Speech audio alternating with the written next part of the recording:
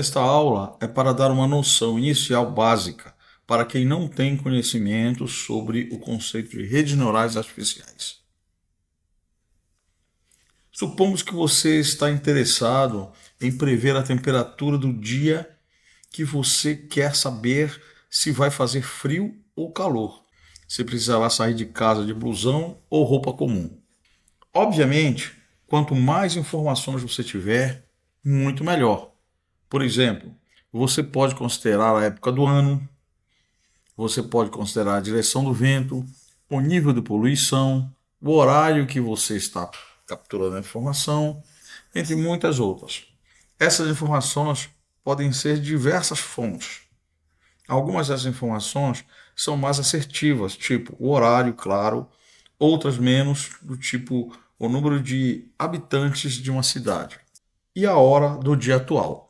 Mas supomos que tudo que você tem é apenas uma média das temperaturas em alguns momentos de dias anteriores.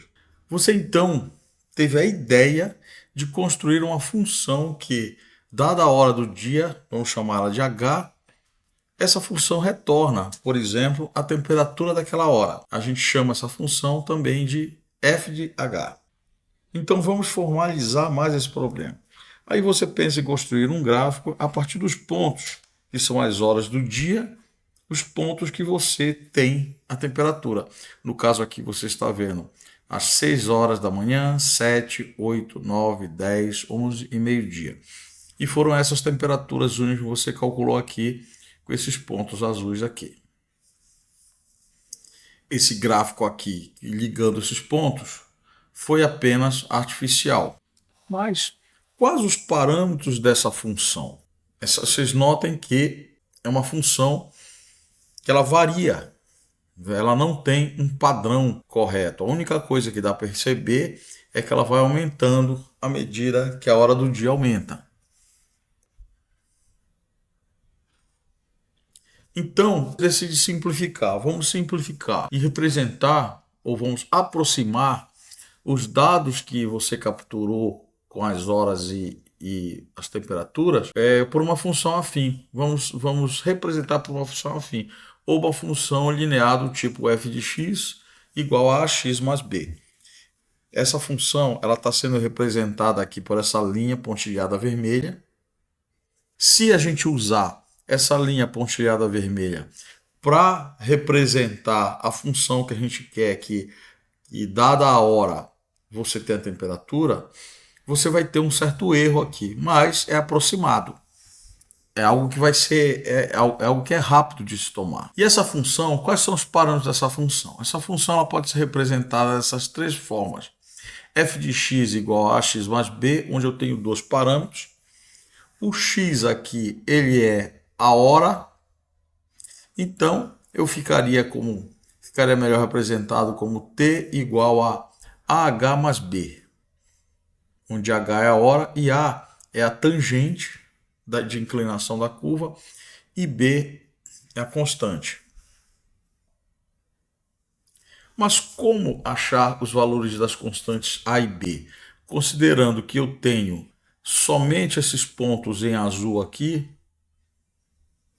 como eu acho então os parâmetros dessa função? Quais são as ideias para aproximar a curva do fenômeno?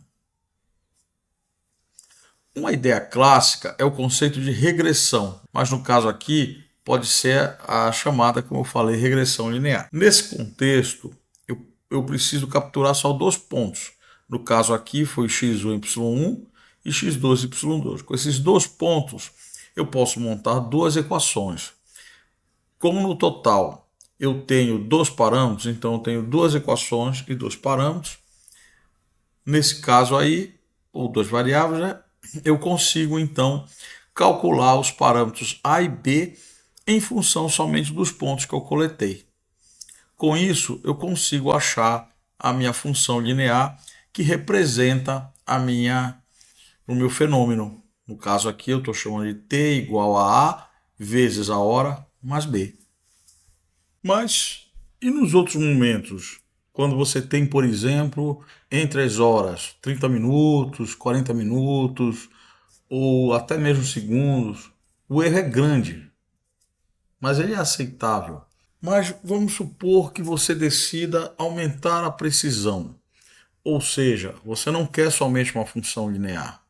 Você quer, por exemplo, uma função quadrática com mais parâmetros, como essa daqui, ax2 mais bx mais c. No caso dessa função, ela tem 3 parâmetros, que é o contrário da função linear, que só tem 2 parâmetros. No caso desse aqui tem 3. Então, ao invés de usar a função linear, você decide usar uma função quadrática. Mas para usar essa função quadrática, você vai precisar de 3 pontos de temperatura. 3 pontos de hora, cada um correspondente a 3 pontos de temperatura, 3 valores de temperatura. Eu posso representar, então, essa função quadrática, esse polinômio de segundo grau, por essa função aqui. T de H, ou T de hora, é igual a H ao quadrado mais BH mais C, onde eu tenho, então, 3 parâmetros desconhecidos, o A, o B e o C. O que levaria a um sistema de 3 equações e 3 incógnitas, porque para resolver eu teria que pegar 3 pontos. No caso aqui foi o x1, y1, x2, y2, x3, y3, com 3 equações e 3 incógnitas. As incógnitas são o A, o B e o C. Eu consigo então resolver esse sistema de 3 equações e 3 incógnitas e achar quais são os parâmetros A, B e C que vão formar essa parábola. Resolvendo esse sistema, como eu falei, você encontra esses 3 parâmetros. E aí, ao invés de eu ter uma função linear, eu vou ter uma função parabólica. Ela também tem erros, mas bem menos do que a função linear. Ela se adequa mais ao fenômeno. Então, você aproxima os seus dados por uma função parabólica. Mas vamos supor que você quer ainda mais precisão ainda. Então você decide representar seus dados por uma função cúbica, ou seja, você adiciona mais um parâmetro e eleva ao cubo o primeiro. Então, AH3 mais BH2 mais CH mais D. Isso quer dizer que agora eu tenho 4 variáveis que eu não conheço. Eu vou precisar de um sistema de 4 equações e 4 incógnitas. E assim por diante. Mas agora vamos supor que você quer mais constantes ainda. Você quer agora, com mais precisão, você quer agora grau 5. Então eu vou precisar aqui de 6 variáveis. E assim sucessivamente. Só que isso pode escalonar. Dependendo do problema, isso aí pode ficar muito grande. Isso aí pode ficar um sistema com muitas variáveis, um sistema com dezenas, centenas, até milhares de variáveis. E aí fica muito complexo para se resolver isso como um simples sistema de substituição de N equações e N incógnitas.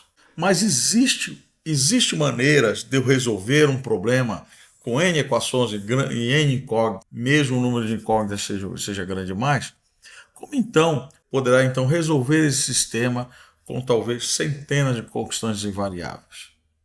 Olha, vamos supor então que o número de constantes é n igual a 5, ou seja, grau 4, polinômio de grau 4. O que eu vou explicar aqui, você pode estender para grau infinito, tá? Então, eu tenho aí o A, o B, o C e o D e o E que eu não conheço. Aí o que a gente vai fazer? Eu vou simplesmente chutar, nós vamos jogar valores aleatórios para as 5 constantes, A, B, C, D e E. E vamos chamar essas constantes agora de pesos, tá? E simbolizá-las por W. Então, ao invés de eu falar A, B, C, D e E, como isso aí vai escalonar, pode ser bastante grande, eu vou chamar então de W1, W2, W3, W4, W5, isso aí pode ir até W1000. E eu vou chutar valores para eles. Supomos então que calculamos o resultado final após os chutes, chutando valores para W1, W2, W3, W4, W5, esse resultado seja 30 para, claro, um determinado valor aqui da entrada de X, certo? Esse valor 30 provavelmente está errado, certo? Porque foi depende de um chute. Tá. Nesse caso, a nossa função, a TH, que é a hora estimada, que vai ser igual a 30, certo? Mas vamos supor que a gente saiba o valor real, que seja um valor lá diferente, um que a gente chama aqui de delta. Sei lá, esse delta pode ser 25, pode ser 20, ou então 40, alguma coisa que provavelmente é diferente de 30, certo? Aí, o erro então vai ser 30 menos delta, ou TH menos delta. Esse aí é o erro, que pode ser um erro muito grande ou pode ser um erro muito pequeno. Certo? Então, você chuta de novo, chuta novos valores para W. Esses novos valores para W que você chutou, pode ser que gere um valor final, um valor de temperatura maior que 30 ou menor que 30, certo?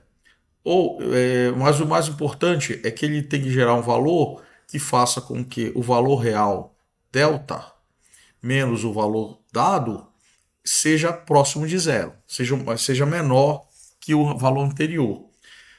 Vamos supor que o delta real seja 20. Então, se os novos valores que você chutou foi 25, então o resultado aqui do erro vai ser de 5, antes era de 10. Então você aceita esses novos pesos. Mas se for maior, por exemplo, se o TH for 40, 40 menos 20 daria 20, ou seja, aumentou de 10 para 20, e você rejeita. E assim você então vai chutar vários, até que seja próximo de zero e você finalmente aceita os valores de W1, W2, W3, W4, W5 que você chutou e foi o mais próximo de zero que você fez.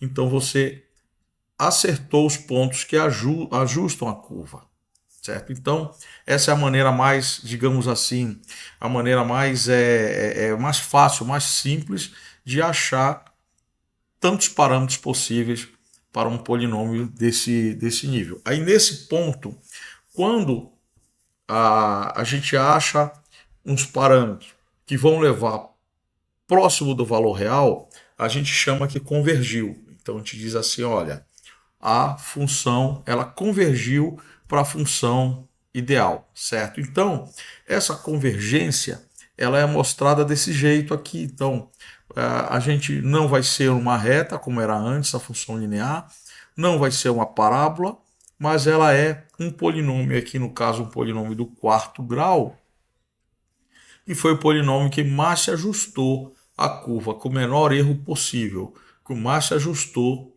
a curva ideal, que ninguém sabe ainda qual é, né? Mas se ajustou ao fenômeno.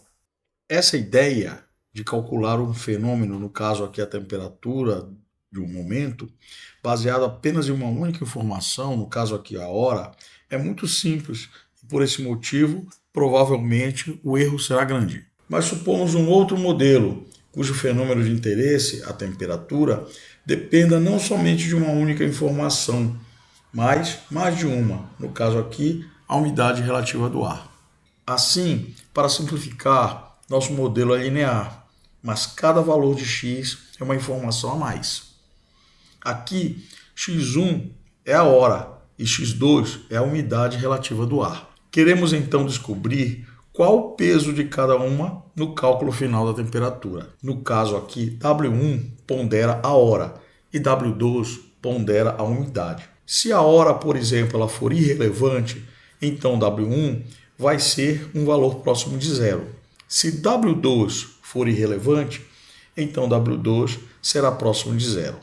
Mas a soma de W1 e W2 é sempre igual a 1.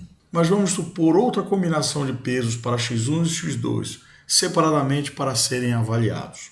Um terceiro peso que pondera a hora x1 e um quarto peso que pondera a umidade x2. A gente então coloca essa outra combinação em uma outra célula.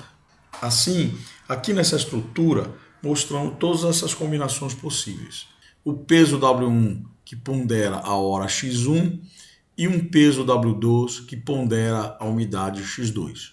Um peso que chamamos de W3 que pondera também a hora x1 e um peso que chamamos de W4, que pondera a umidade X2.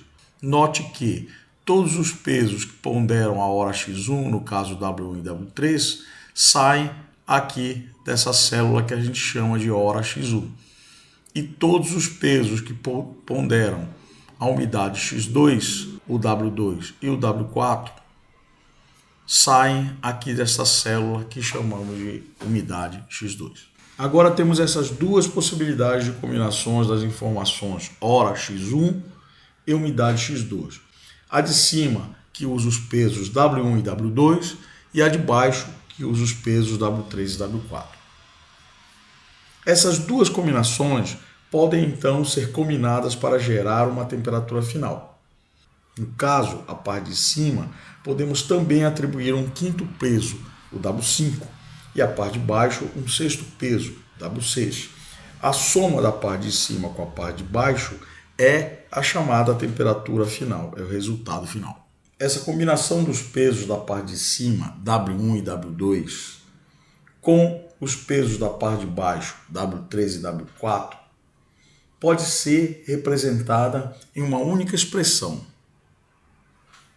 com um peso W5 atribuído para ponderar a parte de cima e um peso W6 para ponderar a parte de baixo. Assim, toda essa combinação de informação X1, que representa a hora, e X2, que representa a umidade, juntamente com os pesos W1, W2, W3, W4, W5 e W6, podem ser representados por essa única expressão aqui abaixo. Toda essa expressão de combinação de pesos e informações pode então ser representada por essa expressão aqui, onde encontrar os valores ideais dos pesos W1, W2, W3, W4, W5 e W6 nos dá o valor também ideal da temperatura para cada valor de X1, que representa a hora, e de X2, que representa a umidade. Essa estrutura, para ser mais precisa, pode ser ampliada. Por exemplo, podemos acrescentar mais uma fonte de informação na entrada, que aqui chamamos de X3. Assim, X3 também pode ser ponderada por dois pesos diferentes aqui, chamados de W6 e W3. Assim, a fonte X1 é associada a dois pesos, W1 e W4. A fonte X2 é associada a dois pesos, W2 e W5, e a nova fonte X3 é associada a outros dois pesos, W3 e W6. Essas três informações, então, podem ser somadas e ponderadas dentro das mesmas células anteriores, a de cima e a de baixo.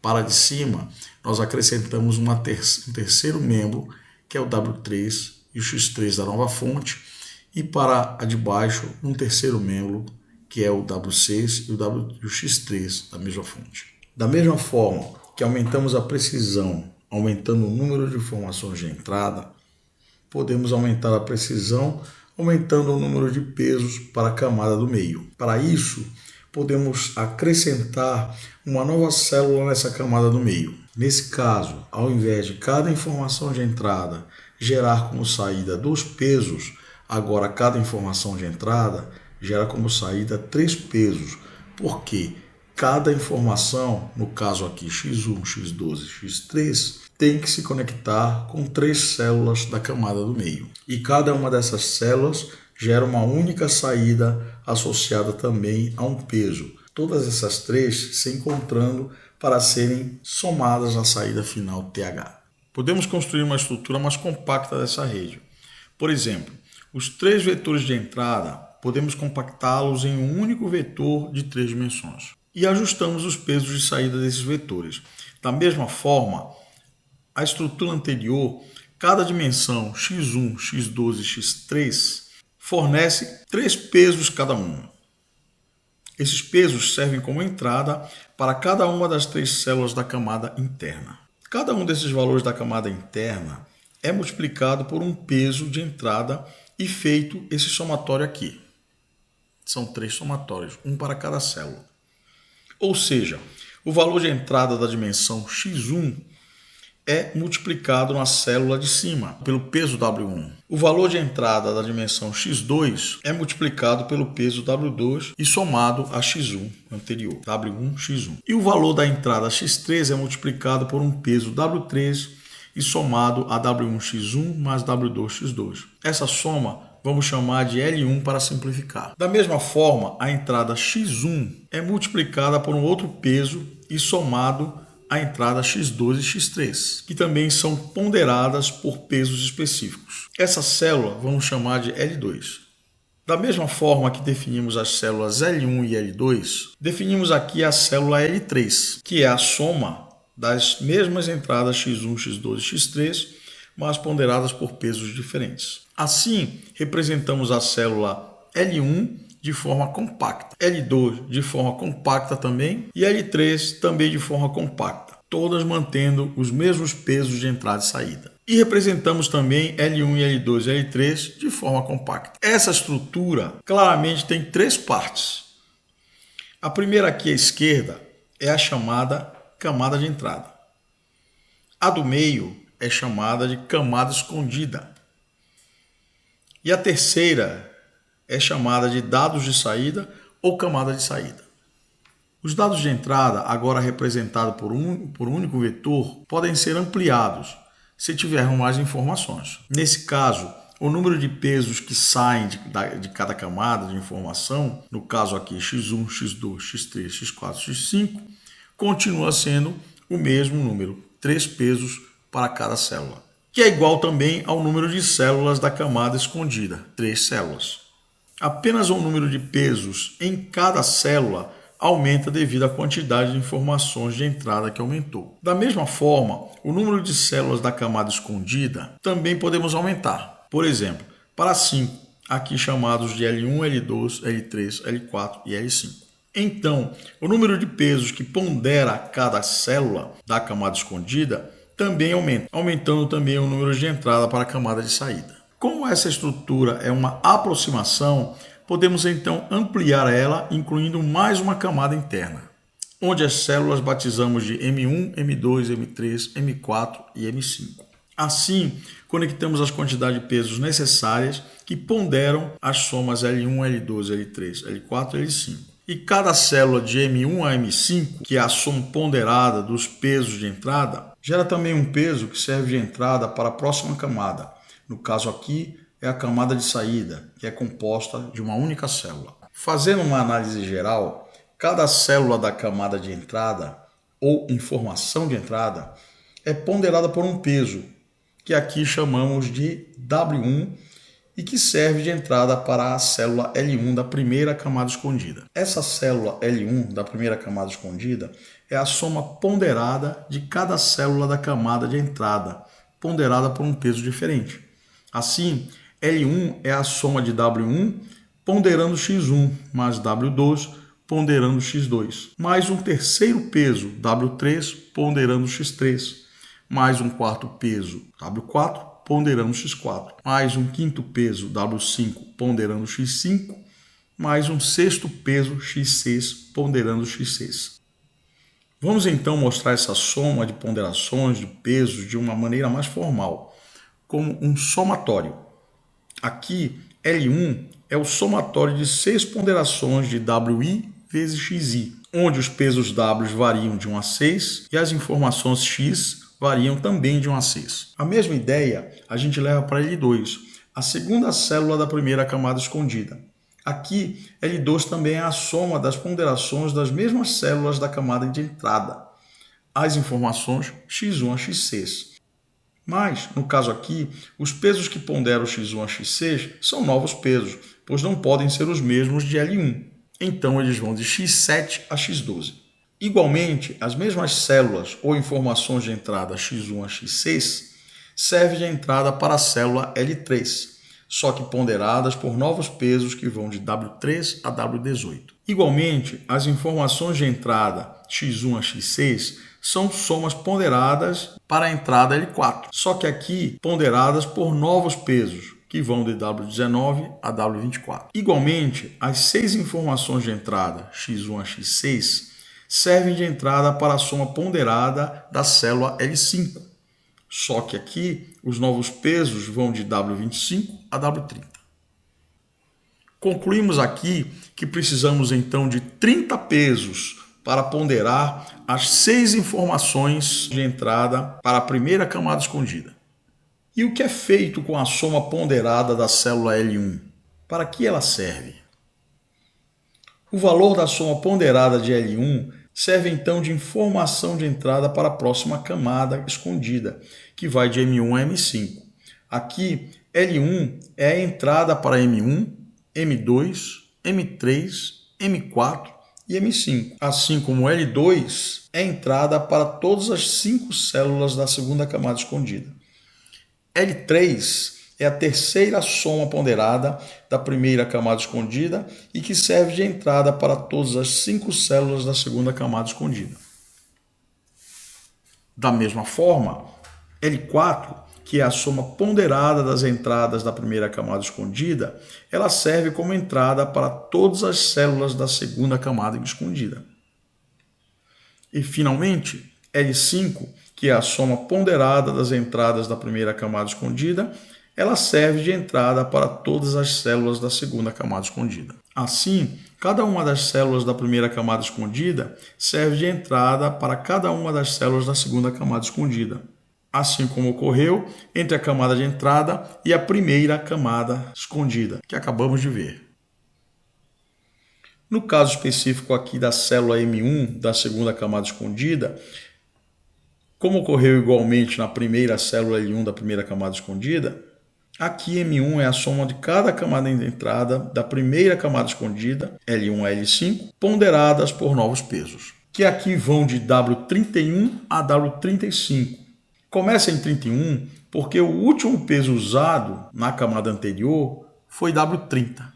Também essa soma ponderada pode ser apresentada de maneira formal, como um somatório, onde cada entrada LJ vinda da primeira camada escondida é ponderada por um peso WI.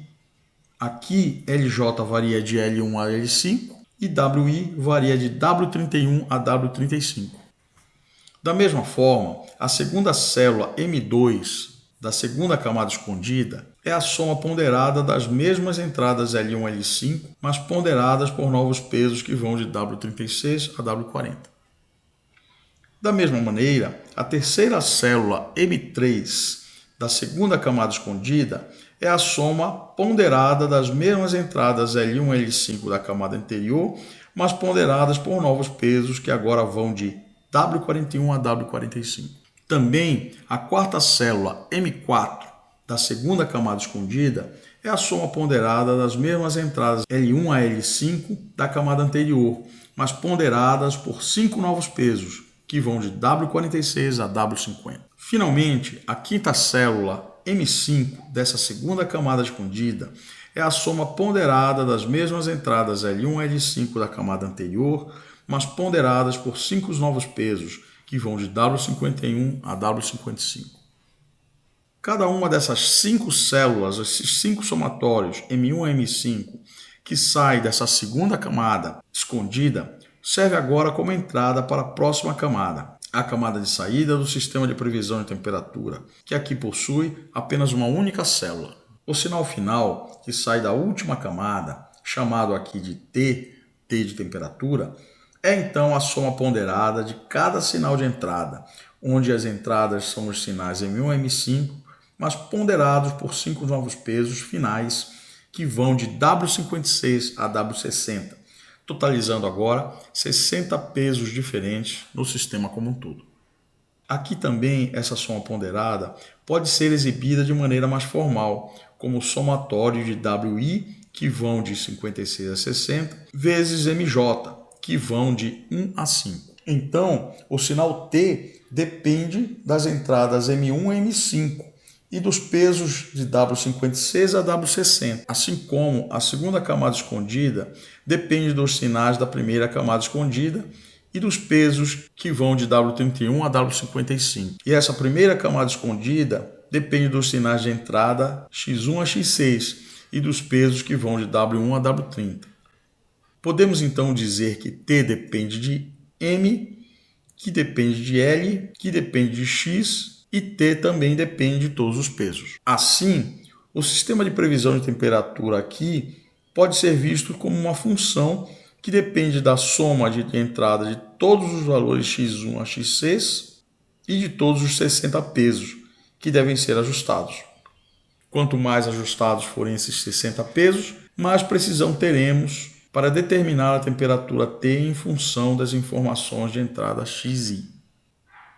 Como ajustar esses pesos de modo que o erro entre a temperatura T real e a temperatura encontrada ou estimada seja o menor erro possível, é um tópico para a próxima aula.